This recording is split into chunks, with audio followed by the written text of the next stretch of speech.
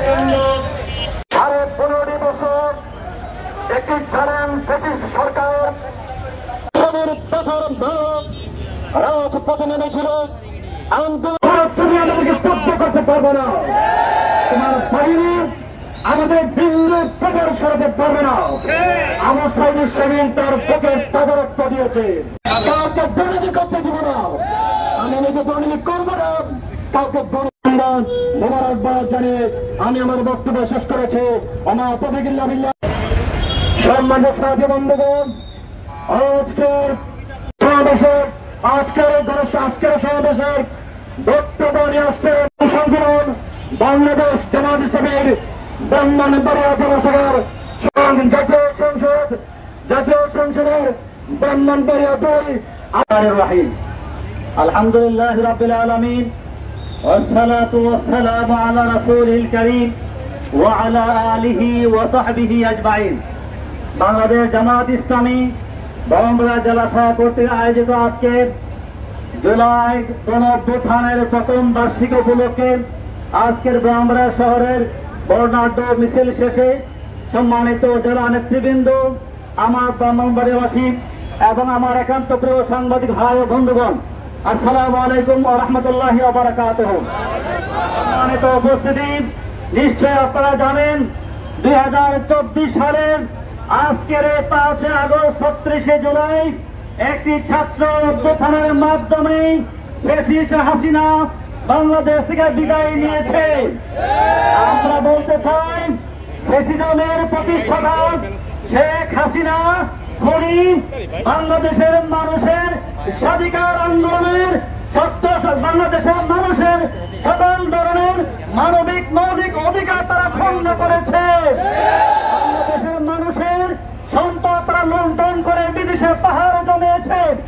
এদেশের মানুষের কথা বলার কোন স্বাধীনতা ছিল না।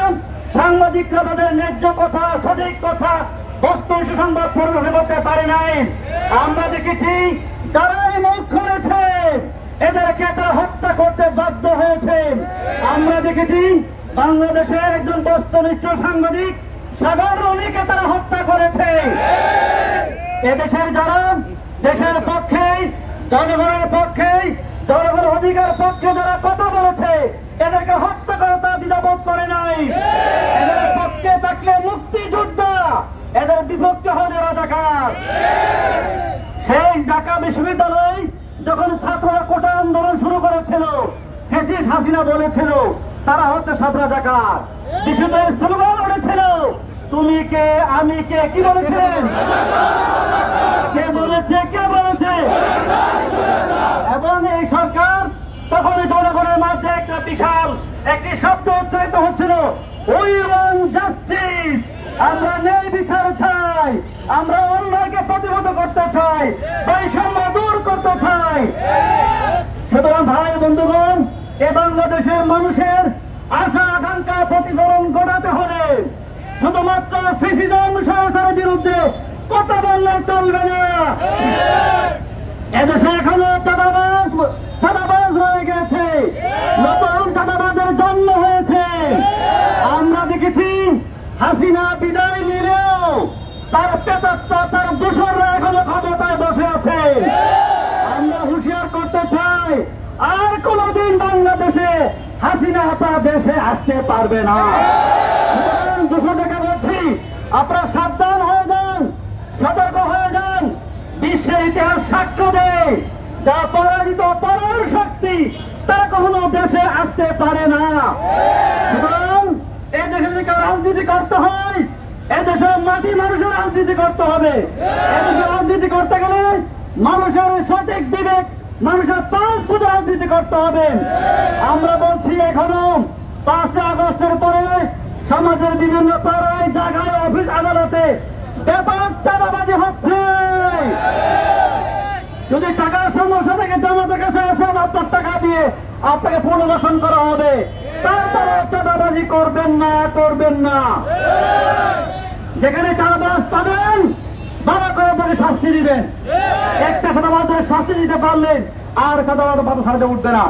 সুতরাং একটি সুন্দর বাংলাদেশ নির্মাণ করার জন্য, বৈষম্যহীন রাষ্ট্র কায়েম করার জন্য, ইনসাফভিত্তিক রাষ্ট্র কায়েম করার জন্য, মানুষের মৌলিক অধিকার ফিরে আনার জন্য, সাংবাদিকদের যে বস্তুনিষ্ঠ সংবাদ পরিবেশন করার জন্য, একটা উন্নত মডেল বাংলাদেশ গড়ার জন্য দেশপ্রেমিক জনতাকে ঐক্যবদ্ধ হয়ে আগামী নির্বাচনের মাধ্যমে জামাত ইসলামের ক্ষমতা বসালেই এদেশের মানুষের সঠিক অধিকার ফিরে আসবে ইনশাআল্লাহ।